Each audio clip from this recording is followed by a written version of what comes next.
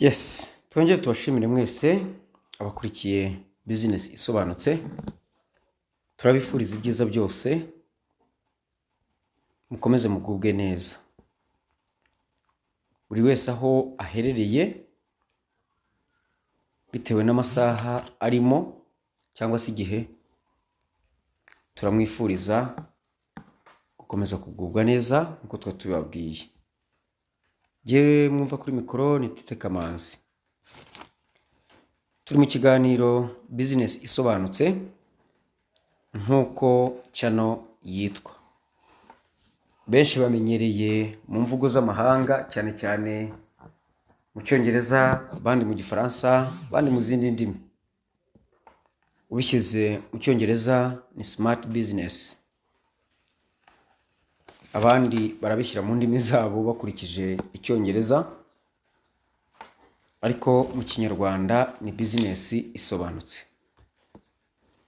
Kuri ubu turi ku itariki, kugira ngo nkuko mubibona, ni itariki 9 z'ukwezi kwa 10 umwaka wa 2024.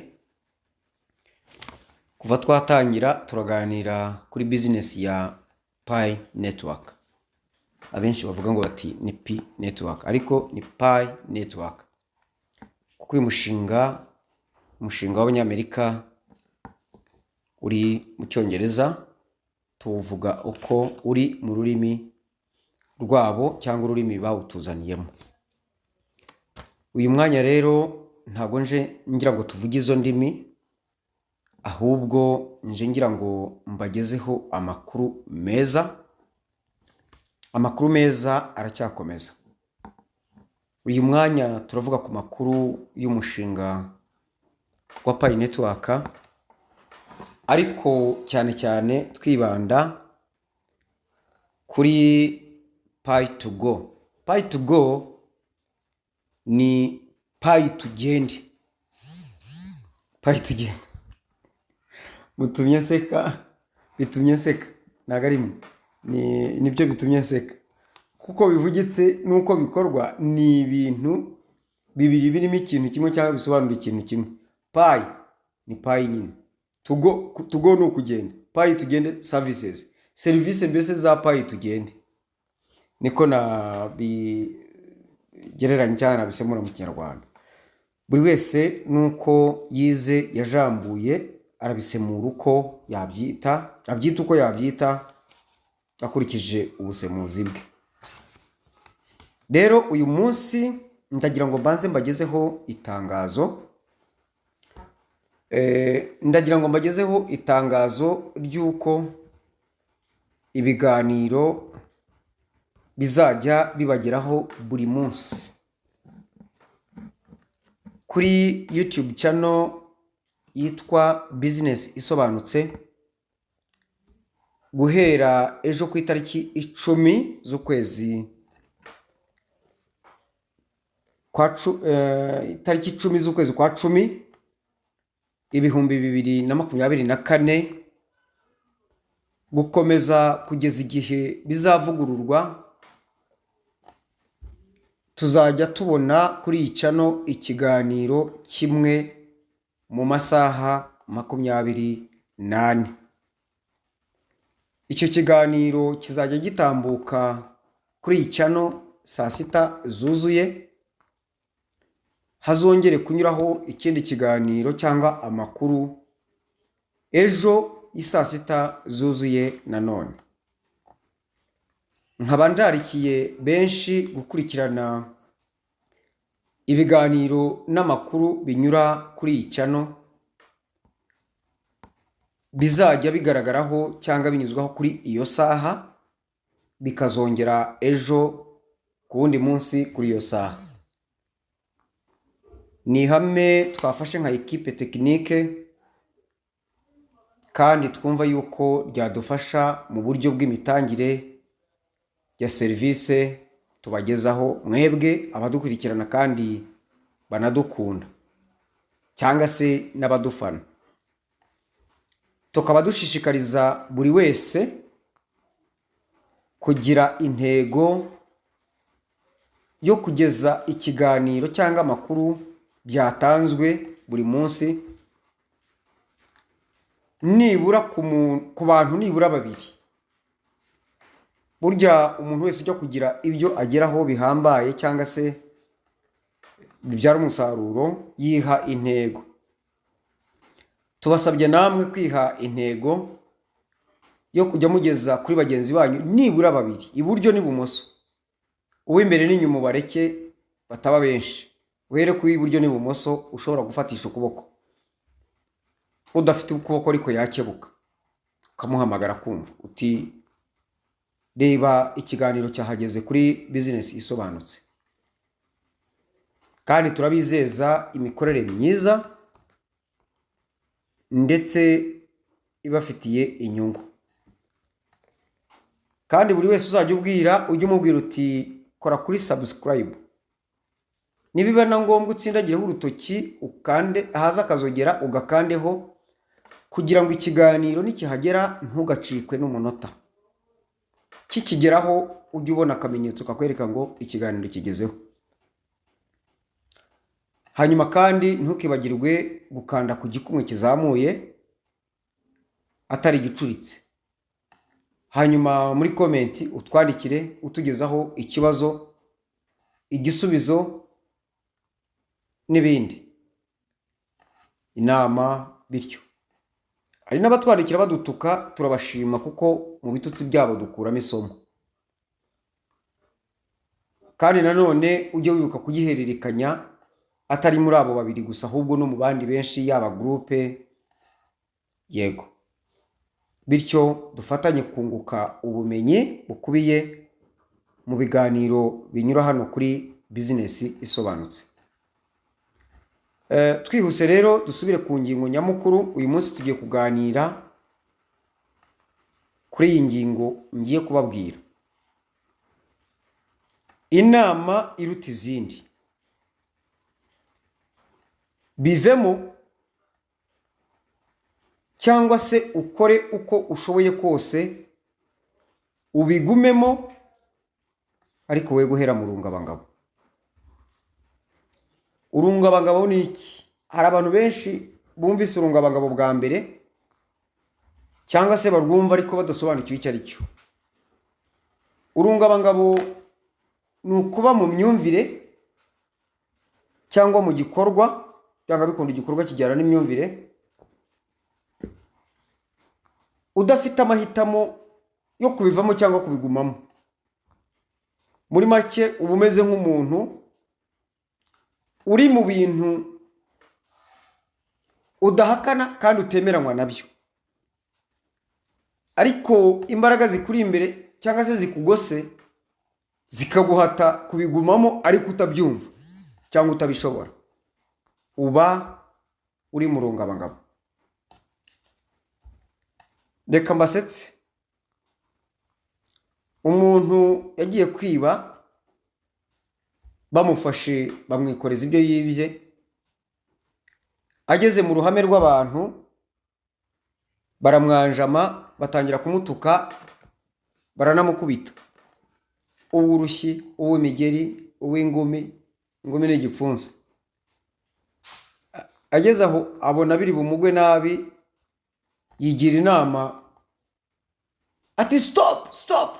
Ubwo ariko hari hajemo n'abasirikari binyuriragaho, ati n'umujura, nabo barakubita. Ntabwo ariko ari mu Rwanda, sinza hariho, ariko iyo nkuru yatugezeho. Barahagarara, barikanga, barahagarara, bafunga feri. Ati nimwe muritse. Ati nimubanze, habanza b'imigeri, hakurikiraho ab'ingumi, hakurikiraho ab'inshyi n'inkoni. Ati naho nimunkubitira mu kavuyo, ati sindi bumenye uko nkubitwa. Abantu bariyamirira, baraseka, baratembagara, babihindura urwenya, baramureka arigendera. Ntimwumva yuko yirwanyeho, yirasanyeho, akahava amahoro, bari kuhamwicira. Nawe rero ugomba gukora ibishoboka byose amayeri yose, uburyo bwose, ubushobozi bwose, ukirwanaho ugakemura ibibazo ufite, ukaguma muri uyu mushinga cyangwa ukawuvamo, ariko ukareka guhera mu rungabangabo. Icyo gitekerezo mbahaye nubwo ari kirimo urwenya, ariko harimo isomo dukuramo n'irihe: ntabwo ukwiye kuba mu bintu ugumamo nta nyungu, nta nubwo ukwiye kuva mu bintu kandi birimo inyungu, ariko nta nubwo ukwiye kuba mu bintu utazi imbere nihe, inyuma nihe, ku ruhande nihe. Ba mu bintu uzi neza, wumva neza inyungu zirimo, ibyago birimo, uko wabana nabyo cyangwa uko wabireka. Ibitari byo rero bivemo cyangwa se bigumemo. Nubigumamo urakora ibishoboka byose bisabwa ngo ugumemo, ariko nunabivamo urakora ibishoboka byose bisabwa kugira ngo bivemo. Ariko niba wumva ushaka guhera mu rungabangabo, uburenganzira bwawe, ariko ntabwo hano urungabangabo ruhari. Mu mushinga wa P-Network twabwiwe kandi twumva cyangwa tumenya ko harimo companies cyangwa se imishinga igera ku 100 yari yasabye gukorera muri payi, ariko haza kwemererwa 70, mu gihe 30 yari ikiri mu isuzuma. Nyihanganira yose hamwe bikaba ari 100. Icyakora hari n'indi yari ikiri mu cyiciro cy'ubusabe isaba itaremererwa, ariko ntihejwe. Byumvikane ko rero iyo mishinga iziyongera. Muri iyo mishinga rero harimo uwo wowe ubwawe cyangwa jewe, kuko hano hari igihe nawe buri umwe ashobora guhitamo kubw'amahitamo ye, kubw'amarangamutima ye, kubwa sano bifitanye, ati nge nzakorana n'uyu. Ariko nta mushinga n'umwe mu by'ukuri utakorana nawo, kuko nta n'umwe udafite inyungu cyangwa se udafite ibyo buri mupayoniya wese akeneye. Ni muri ubwo buryo nagira ngo uyu munsi mbagezeho umushinga witwa Pitogo cyangwa se the Pitogo services. Pitogo services nimwinjira aho tumayiningira mugakanda mu dukoni 3 dutambitse ibumoso hejuru, mwagerayo ku rutonde rw'amagambo mugakanda kuri Pi browser, hanyuma mugakanda kuri sign in to alternative sign in, mukinjira kuri Pi browser murakanda muri brainstorm, haze ishakiro hejuru ku mutwe w'amagambo mwandikemo Pitogo bifatanye pa na i, ta na o, ga na o, hanyuma service cyangwa se services. Ukande kuri hackathon bize urabona igisobanuro cya Pitogo n'ibyo itumariye cyangwa se izatumarira kuko itaratangira gukora. Nahisemo uyu munsi yuko tuganira kuri uyu mushinga nk'uko dufite intego yo kujya tubaganira ku mushinga runaka, so kuyikurikiranya cyangwa se kuba hari inyungu dufitanye, ariko uwo tubona ko ari ngombwa twabaganiriza tuzajya tubaganiriza, mumenye ko ibintu murimo ari ibintu bihambaye. Ni muri urwo rwego rero nagira ngo mbaganire kuri Pitogo. Ni platform cyangwa se company izajya itanga service z'ingendo ndetse n'ibijyanye n'ubukerarugendo byose. harimo ingendo, harimo amahoteli n'ibindi byinshi.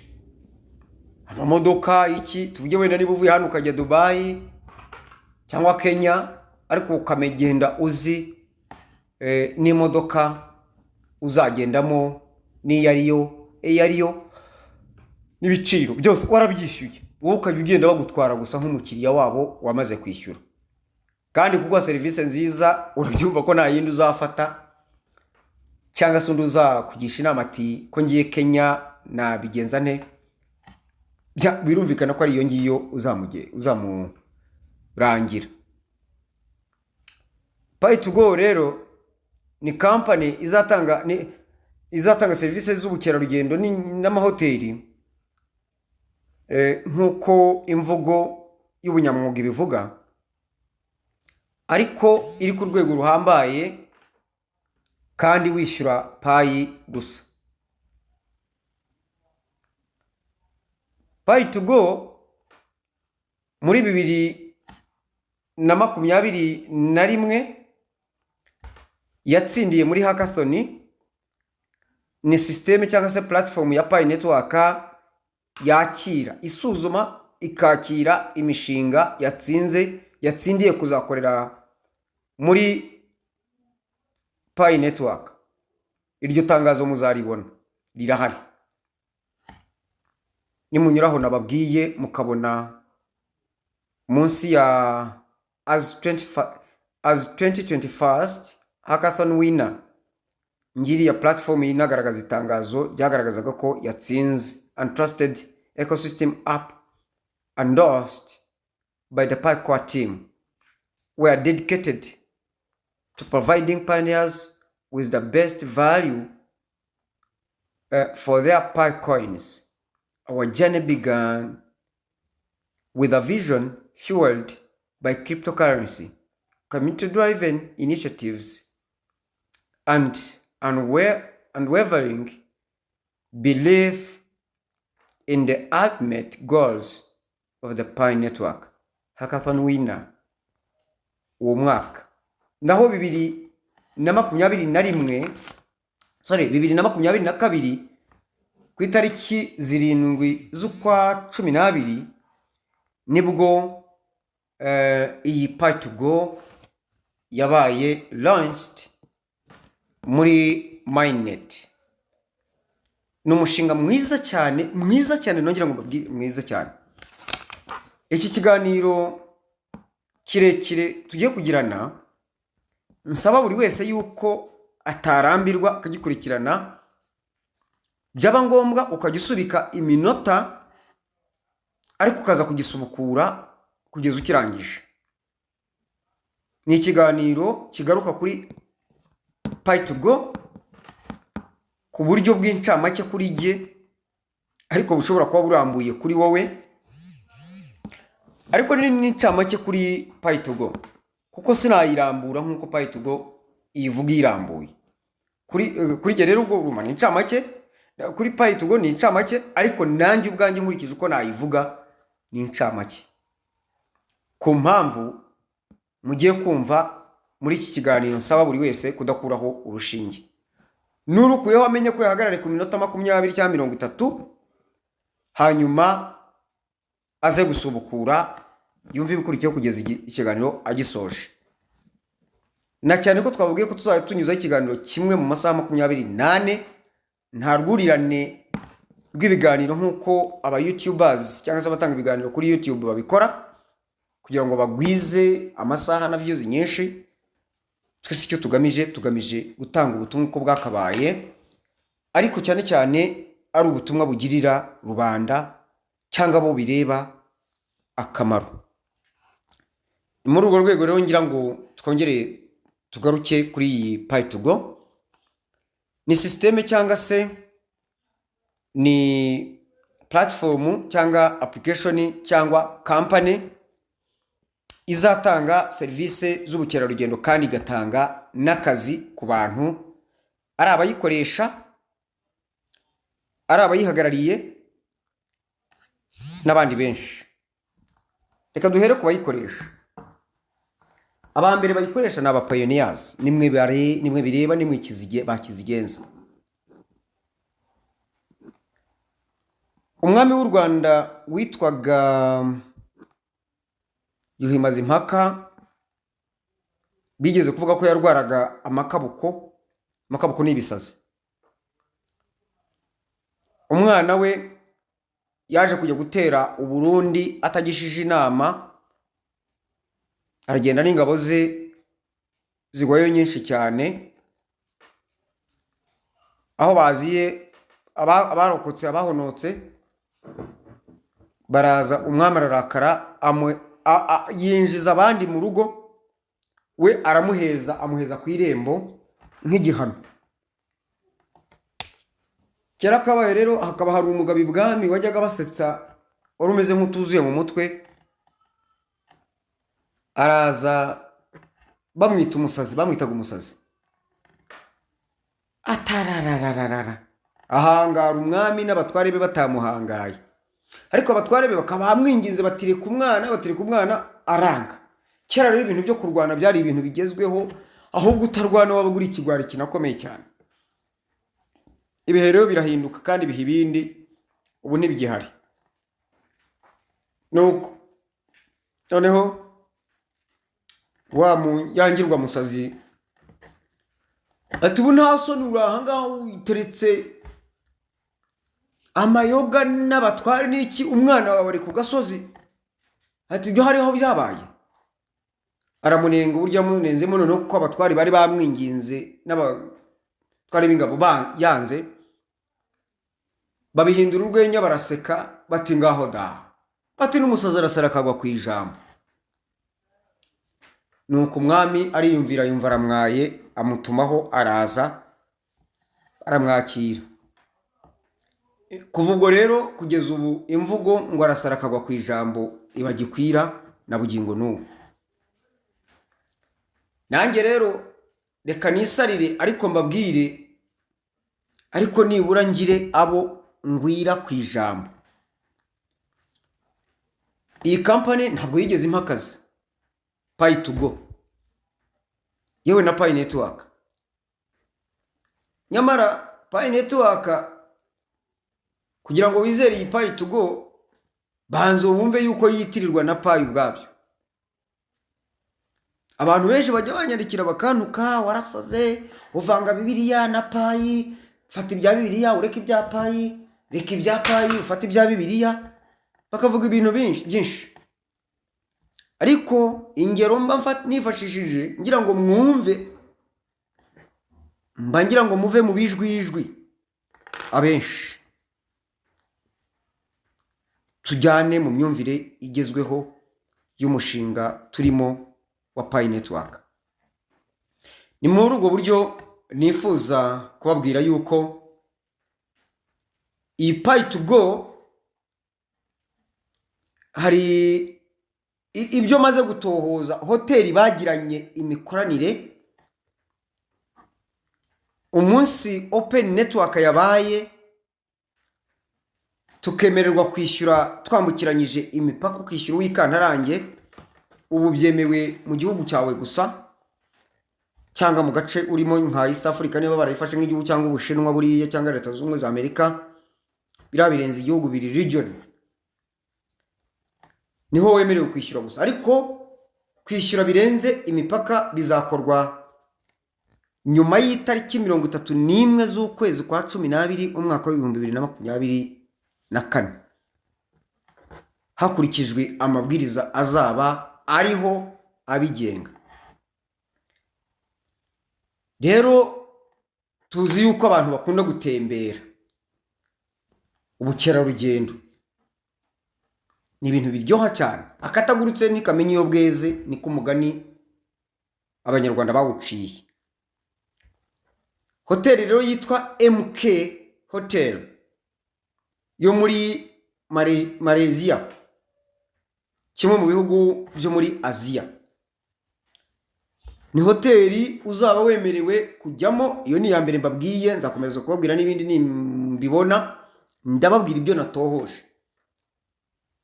Igihuha n'inkuru mbarirano sinjya nyihamya, mpamya ibyo natohoje mu gihe nta wagaragaye wabivuguruje. Iyo hoteli ni ukwishyura payi 100%. Bivuze ngo uzafata visa y'icyo gihugu, hanyuma ukore reservation cyangwa se ufate iyo hoteli, ugenda ujyayo, buri kimwe cyose cyarishyuye, iminsi uzamarayo, ibyo uzarya, aho uzaba, hanyuma ubonereho gutembera icyo gihugu, na cyane ko uzaba wishyuye n'imodoka igutembereza aho ushaka mu gihugu. Nushaka uzavuga uti ngiye kwiga business nashora mu gihugu cyacu, ariko ishuri ngiye kwigiraho ni igihugu cya Malaysia, noneho ngiye kugenda mareyo ukwezi, hanyuma buri munsi nzishyura hoteli n'ibigendanye nayo, nishyura n'imodoka izantembereza, baba zifite buri munsi gufunga iminsi 30. Ku munsi wa 30 uvuga uti ntabwo ntembera ahubwo ndatashye. Kandi ubwo iyo modoka niba muzaba muri 3, uguzishyurira 3, ya muri 5 wishyure 5, kugira ngo utazatembera wenyine, ahubwo mu buzishyurira uzishyuriramo n'umunyamalaysia uzi icyongereza cyane cyangwa igifaransa cyane, nawe ukazaba ufite umusemuzi. Ubu mwagombye kunyishyura ibintu ndimo kubakopeza, tansiyo, ariko kubw'umutima wanjye mwiza utikubira kandi utagira ubwiko, ndabibabwira, ubwo ndabakopeza. Ugusemurira mu kinyarwanda kizi neza kuko yasemuriwe n'umunyamalaysia uzi igifaransa neza, cyangwa se ugashaka y'umunyarwanda uriyo wumva ikinyamalaysia akagusemurira directly mu kinyarwanda ukamwishyurira nawe. Ibi ngibi agiye mbivuga nkumva shatse no guseka kandi mbabaye. Ugatembera Malaysia kandi ukava Malaysia ubonye yuko indi hoteli bafite mu kindi gihugu uzajyayo naho bikabikora uko, cyangwa se Pitogo muri hoteli bafitanye imikoranire ya Malaysia, bazakubwira nindi ugiye kuri website yabo bakaguha amakuru. Icyo ni kimwe mu mikoranire ya Pitogo n'amahoteli. Ariko nanone Pitogo izakorana n'aba pioneers, pioneer direct, pioneer gusa ku giti cye.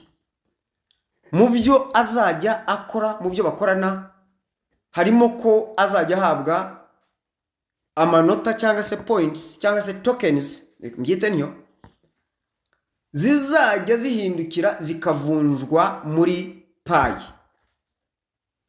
Harimo bya Facebook, harimo YouTube n'ibindi cyane, n'ibindi byinshi, bikazajya bivunjwa muri payi. Ayo manota baguhaye bakayavunjamo payi cyangwa se izo points cyangwa se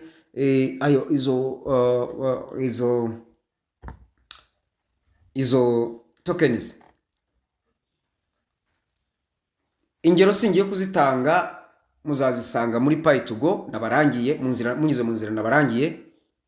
Ni ibintu byinshi Pitogo idufitiye, harimo no kuzatanga akazi ku ba service providers, muri make abatanga service bahagarariye Pitogo nko mu gihugu ari benshi. Uzarusha abandi ashobora guhabwa no guhagararira Pitogo mu gihugu runaka. Ako ni akazi. Ushobora kumbwira uti ngiye ntabwo nzaba nkeneye akazi, ariko nta muntu udakenera akazi ubaho. Ntibibaho mbabwiye ku muntu bibaho. Na president yo buri gihugu na akazi ahemberwa akagera igihe kakarangira cyangwa kagasiga. Rero wowe urinde who you are.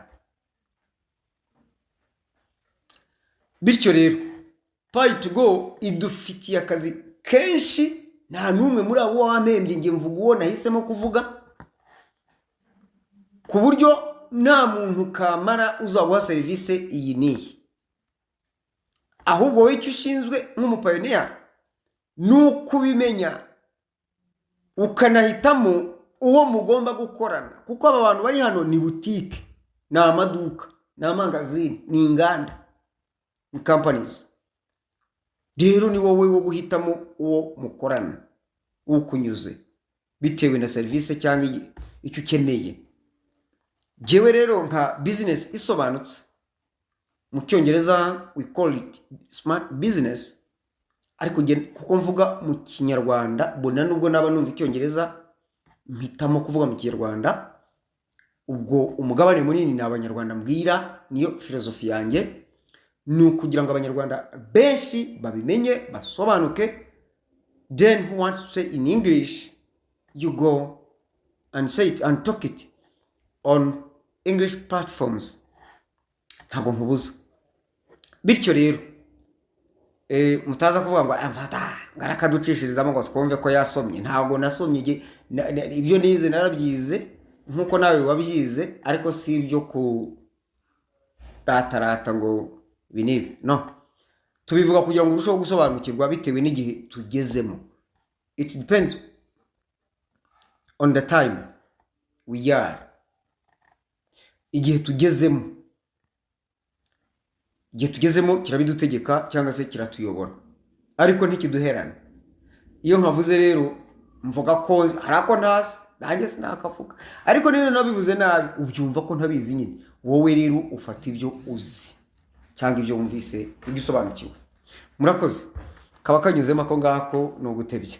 Ndagira ngo rero mbamenyeshe ko iki kiganiro tuganiriye ari ikiganiro kigamije kubakundisha no kubamenyesha zimwe muri serivisi cyangwa se platforms zemerewe, zatsindiye kandi zikemererwa gukorera muri Pi Network. Noneho tukaboneraho no kumenya akamaro kazo. Noneho jewe niyangaje cyangwa niyemeje kubwira bene wacu bumva ururimi rwacu, kuko ari rwo nshoboye. Inkoko ishonda akishoboye kumira, nanjye rwo nshoboye kuvuga. Noneho nkabigeze kuri bagenzi banjye bakabisobanukirwa. Noneho nibajya guhitamo abo bakorana bamenye ngo nuyu bitewe n'ibyo afite n'inyungu bimfitiye. Niyo ntego ya business isobanutse. Kandi business isobanutse ntabwo ishingiye kuri Pi Network gusa, ni kuri business iyo ari yo yose. N'umunyacyaro ni business isobanutse kuri we, aho ari, igihe arimo, kubera inyungu bifitiye society cyangwa se community arimo. Nta muntu numwe ukora ibintu byunguka wo gupfobya ngo nuko atakoresha ikoranabuhanga. N'umuntu ucuruza itabi hariya, itabi ni igihingwa cyaremwe n'Imana, yandemye, yakuremye, igishyiramo intungamubiri zifite umumaro, na cyane ko tuzi ko rikoreshwa, ari aho rikoreshwa kwa muganga mu buvuzi, ariko rikaba ribi iyo rikoreshejwe neza. Nawe ubwawe unyumva nanjye uvuga, tuba babi cyangwa uba mubi cyangwa mba mubi iyo dukoresheje nabi ibyo tuvuga cyangwa dukora cyangwa abo turibo. Right? Mwabyumvise? Bityo rero ndagira ngo nsabe buri mupayoniya wese, ariko nanasabe umuntu wese utararegisteringa muri Pi Network, mukundishe Pitogo. Mu buzima bwacu bwa buri munsi dukunda gutembera pe. Abanyarwanda babibonye kera bati akatagurutse nikame, akanyoni katagurutse nikamenye iyo bweze. Rero ndabizi neza yuko Pi nironcinga coin yayo, abantu benshi bazashaka gutembera. Uzarebe we munyarwanda, iyo wagiye mu mujyi wa Kigali, wowe udatuye mu mujyi wa Kigali, nawe uri mu mujyi wa Kigali ntiwifuza kuwuvamo.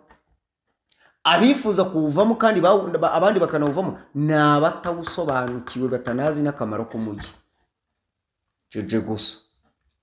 Ariko iyo ugezemo wumva wagumamo, ariko kibuka ko ufite iwawe kuzageza igihe uzabonera ubushobozi bwo kubamo. Nanjye ubabwira nimba nkiriho kuko sijya ugena kubaho umwaka utaha ntibizarenza ukwa gatatu ntarawinjiramo.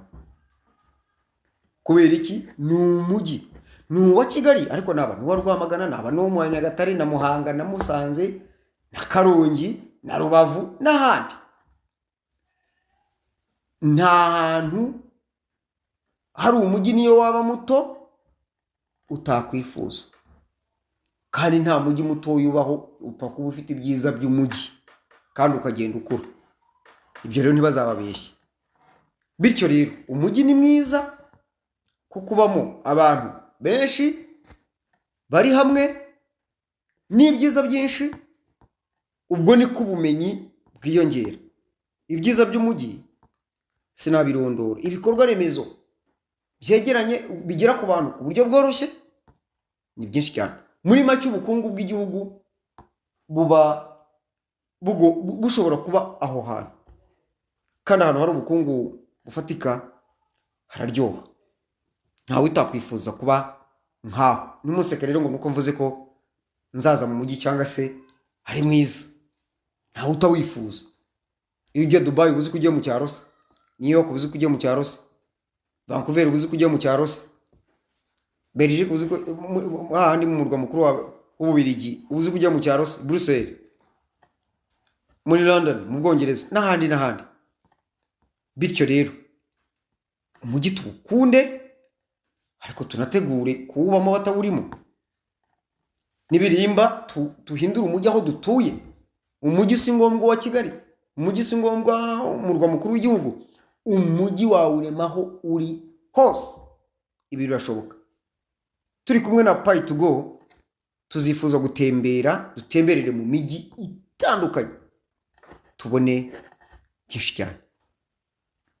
Ndagira ngo mbamenyeshe kandi mbahwiture mukunde Pitogo Services.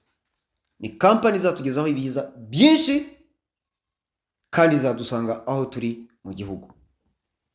Mu by'ukuri Pi Network izatuzanira ibintu bitangaje. Nkawe ufite Pi zirenze 100 uzatembera, ushobora gutembera ukaruha, kuko ushobora kuva aha ukamara ukwezi mu bihugu bya Aziya cyangwa muri Amerika. Hari Leta Zunze Ubumwe za Amerika, hakaba na Amerika. Amerika ni umugabane, Leta Zunze Ubumwe za Amerika ni igihugu kigizwe n'amaleta menshi. Cyangwa n'ahandi umugabane umwe ushobora kuwutembera mu gihe kirenze ukwezi, ukarinda ugaruka nta na Pi 50 ukoresheje, hagendewe ku giciro cy'ibihumbi 314 n'$159 by'amadolari. Hagendewe kuri giciro, kuko nta muntu ukorana na Pi uzemererwa kwishyuza serivisi idashingiye ku giciro cy'idolari mu mapayi. Ibi narabibabwiye. Umugabo ntanga ni umuntu bita Bosco Champion, dukunda kwita DMD, uyukuriye SIB network mu Rwanda.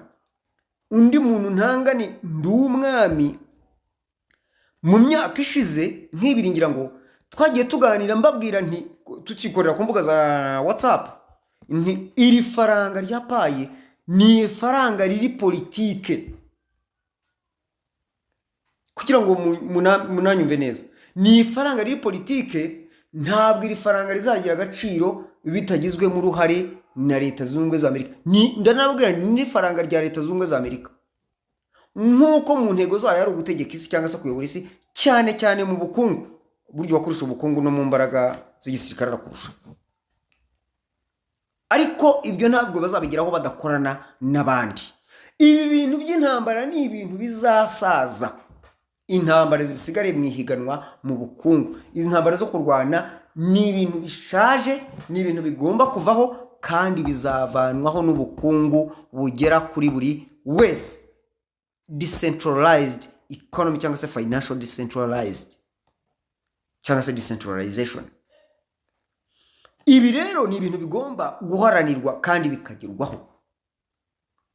Hari ibindi ntarababwira nzababwira kandi bikomeye cyane. Iki giciro mbwira ahantu wakwishyura ibihumbi 314,959 by'idolari bihwanye na payi imwe, ko to 1 payi.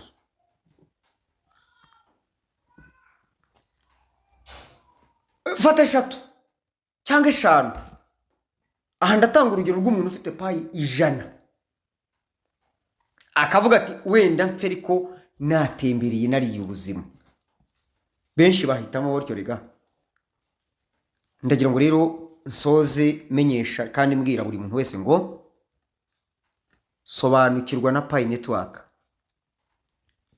ugerekeho kuyikunda, ugerekeho kwiyandikishamo, uyimayininge, ugerekeho kuzuza ibyangombwa, ugerekeho gutegereza open network, ugerekeho gushaka umushinga uzakora ukungukira, ugerekeho kuzakora umushinga uguhemba ukwishyura payi. Ubwo byumvikana ko uzakora umushinga ukenewe n'abapioneers. Ugerekeho kumenya amakuru umunsi ku munsi. Ngiye kubwira ijambo rikomeye. Ibyo byose bibanzirizwe no gukurikira no gukunda no kwita kuri business isobanutse, YouTube channel ikugezaho amakuru atari mibikabyo, atari wivumbi, agufasha gusobanukirwa no gukunda ibikuzanira inyungu kuruta izo wakura kuri business isobanutse. Muri make business isobanutse ni umuyoboro kugeza mu isi nshya. Nongere mbibutse yuko uhereye ejo ku itariki 10 z'ukwezi kwa 10 mwaka wa 2024 tuzajya tubagezaho ikiganiro buri saa 6 zuzuye z'amanywa, kikazongera ejo ku isaha nk'izo kugeza igihe bizongera kuvugururirwa. Ariko kugeza ubu iyo niyo ngengabihe ya business isobanutse. Nkasoza nsaba buri wese ukunze iki kiganiro gukora subscribe, biri mu nyungu ze. Byaba ngombwa ugakanda ku riyo subscribe wakoze kunzogera igahindura ibara ry'umukara ukarikandamo, ukaba wemeje kuzajya ubona ikimenyetso kikumenyesha ko yuko ikiganiro kigezeho n'amasegonda ngahe, ukagikurikirana kitagucitse cyangwa se udatinze, kuko aho cyagucikira hose wazagisangaho. Ariko kandi ntukibagirwe gukanda kuri like, utwandikire muri comment, hanyuma una sharing ni uguhererekanya iki kiganiro kuri bagenzi bawe. Nutabishobora muhamagara umubwira uti jya muri YouTube wandike muti shaka YouTube yitwa business isobanutse. Business mu cyongereza isobanutse ni ijambo ryanditse mu Kinyarwanda, ntabwo ari business mu Kinyarwanda. Ibyo ngibyo nibikunanira ujye muri YouTube channel wandikemo ngo Tite Kamanzi, uzabonamo ayo mazina ariko ubonemo na channel ye imwanditseho. Ubundi dukomeze tubane muri ibi biganiro kandi bidufitiye umumaro. Ndabashimiye abakurikiye, mbifuriza gukomeza kugubwa neza buri wese aho aherereye.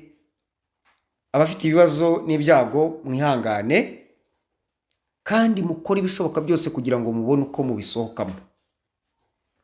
Byo babwira nshobora kuba uyu munsi tuvugana ejo nkaba ntariho, ndamutse ntakiriho, ariko cyane yizagumaho. Mukurikirane muyiteho. Ibisigaye twese twifurizanye gukomeza kugubwa neza, dushimira Imana yaturemye ikadutiza ubuzima tukirambyemo kuko bugira ngo bukagenda ingero turazibona. Mugubwe neza, muhahe muronke naho utaha.